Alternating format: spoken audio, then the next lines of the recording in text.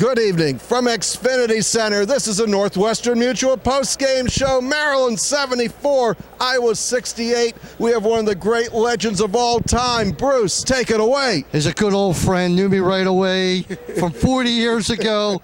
John Lucas, I remember, was a great tennis player too. John, you almost were prophetic in your pregame speech talking about Rashid Suleiman. Heck of a game for him tonight. He really played well tonight. I thought that they really played on a night that Melo Trimble didn't really have to do a lot. I thought they really did a lot and got a lot out of Lehman. And, you know, I see Mark developing his backup guards, which he's going to need down the stretch in the playoffs. You know, you watch that, and when Melo goes out, you sit there and wonder, but it's hard to play every minute of every game. Can't play every minute. It's a long grind, a long season. And I told you the game before that this Iowa team would be good because of Jock. And their leading scorer had a very bad game today. He didn't have a good game. But I really like Diamond Stone. He's got to guard a little better in the post. And I like Carter. They got to get a little quicker with definition with the ball. But the Maryland team is beginning to grow again. I think the Michigan State loss has helped them. Go ahead. Well, Suleiman had 17. You can see him here. He ends the first half as the last basket for Maryland.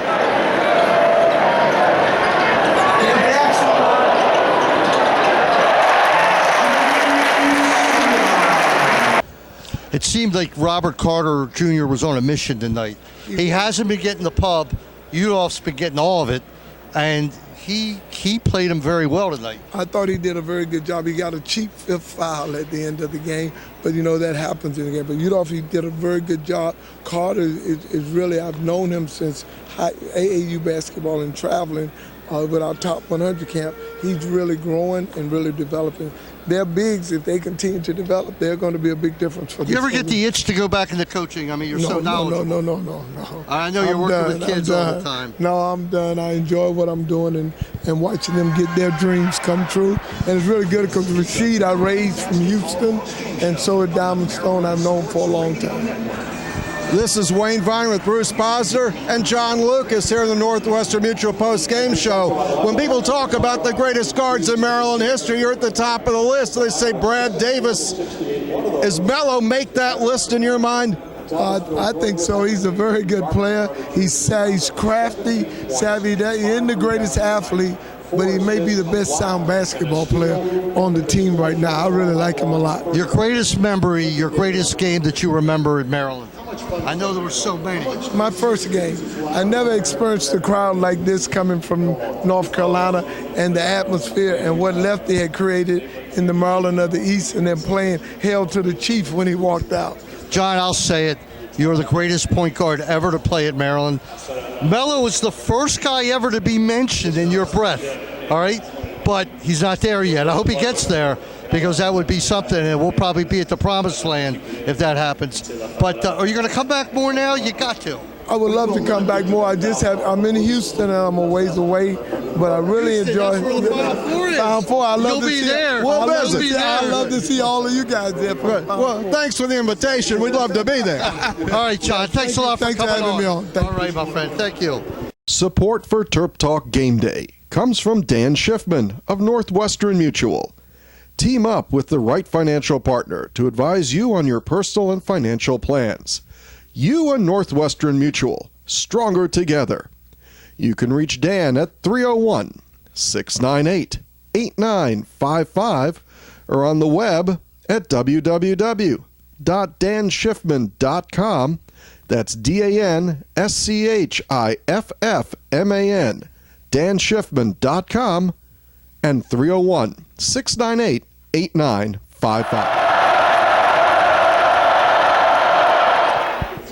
We're back here at Xfinity Center. This is Wayne Viener. That's Bruce Posner. We have one of the great Terps, a great kick returning. We're number 4 in the football field for Maryland. It's Josh Wilson.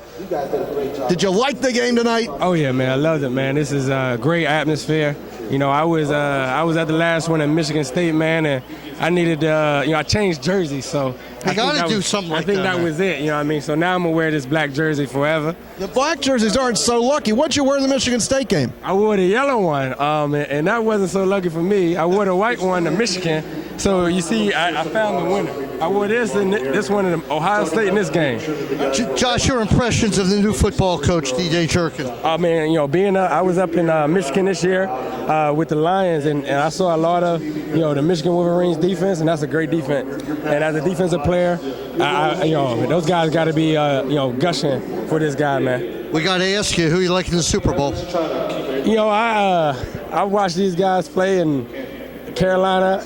You can't tell how they do it, but they're doing it, man. Cam Newton's special. Oh man, that's 31 plus points a game, man. They got a great defense, but he's putting up some points on offense. He's one of the most fun guys I've ever watched play football. Oh yeah. And of course, he's going against the legend, going against Von Miller.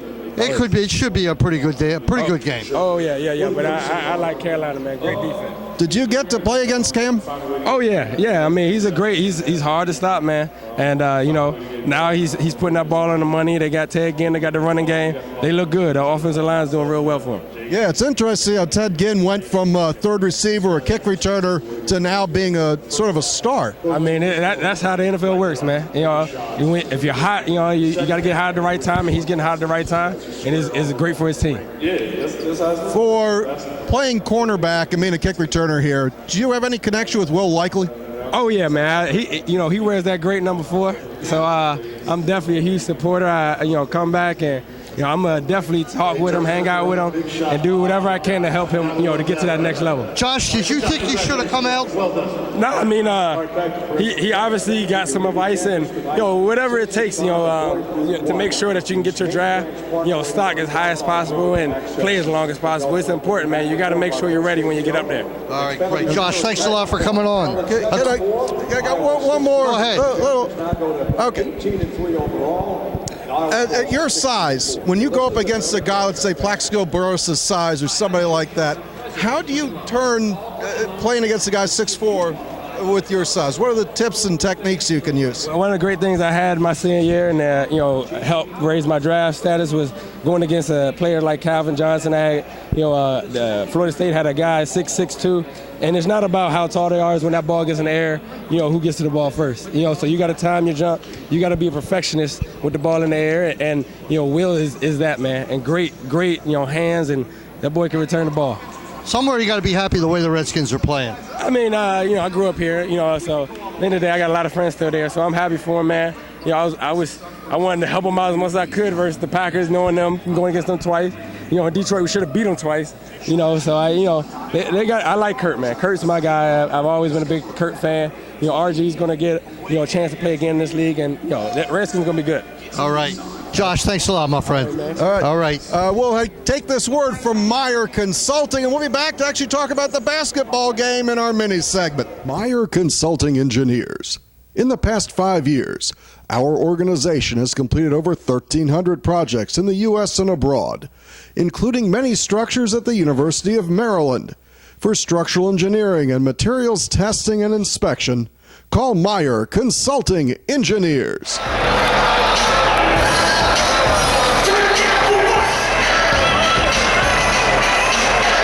For the mini segment back here at Xfinity Center, we're joined by Mason, the intern. I'm Wayne Viener. This is Bruce Posner, the Northwestern Mutual post-game show. Bruce, as we said earlier, and you see Suleiman the second half here scoring the 17 points, crucial. Carter has 17, 7-11 from the floor. Did Carter play tough enough for you tonight? I thought he played great. I thought he did a great job on Udolph. Udolph was completely out of his game tonight, and he had done a little talking. So maybe that talk will be quiet. But listen, bottom line is the Terps are 7-2, halfway through. This is their toughest game. They're through it now, but they got to go on the road. Ohio State and Nebraska, and I don't care if they beat Ohio State by 50 or whatever it was. On the road it's tough. It's always tough. Mason, what did Iowa say about this Maryland crowd before the game? The crowd would have no effect. The crowd is nothing.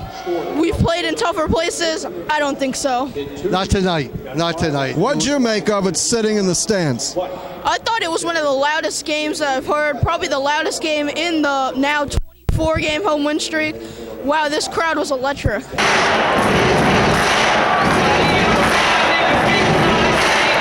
Yeah, and speaking of win streaks, the 9-game Iowa streak ends. Do you think the crowd had an effect on Iowa? Yeah, I think it definitely did, but the crowd had more of an effect on Maryland. Yeah. Maryland was elevated, and they got to get away from these poor road performances. It's true, but you were going to blame me if we lost because I said Maryland still hasn't lost a Big Ten game at home. Well, look, their next game at home is what, next Saturday against Purdue. Saturday the 6th, Purdue, 4 o'clock. Now, today we looked on YouTube, not YouTube, on StubHub. There were 22 tickets left.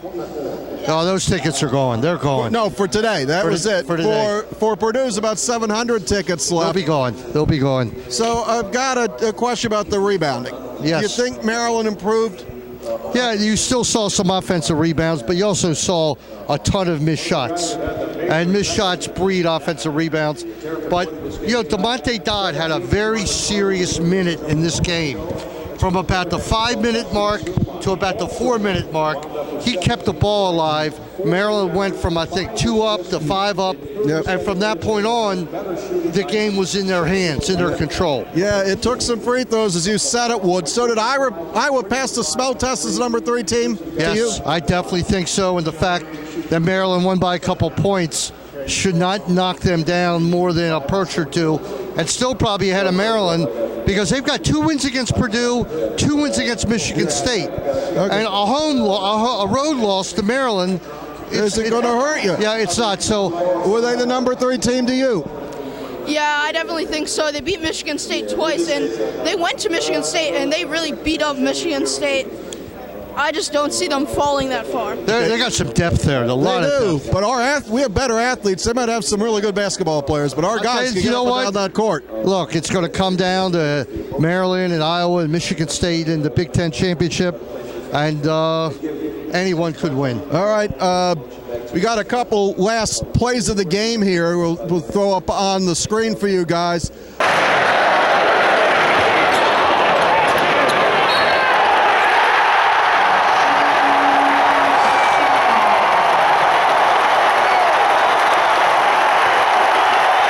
We don't have video of this, but Bruce, you said one of the biggest plays you've seen. Lehman threw a pass down to Stone with 39, how many minutes? It was down there. It was down to about a minute and a half. Minute 9. Right, Maryland was up by 2. He found Stone. Stone laid it in. Right. And really the rest there was a foul shooting contest. Right. And then that Maryland wasn't so great with, to tell you the truth. No, they 3 of the last 6 till they finally closed out. Mello hit the last 2. It was 74-68. Terps over Iowa.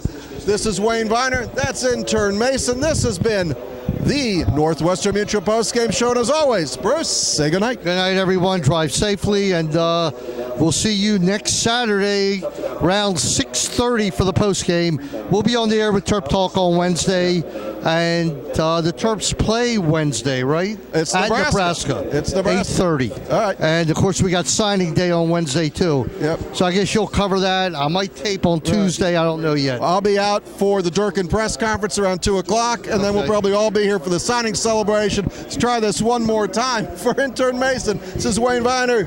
Say goodnight, Bruce. Good night, everyone. We hit Terminus!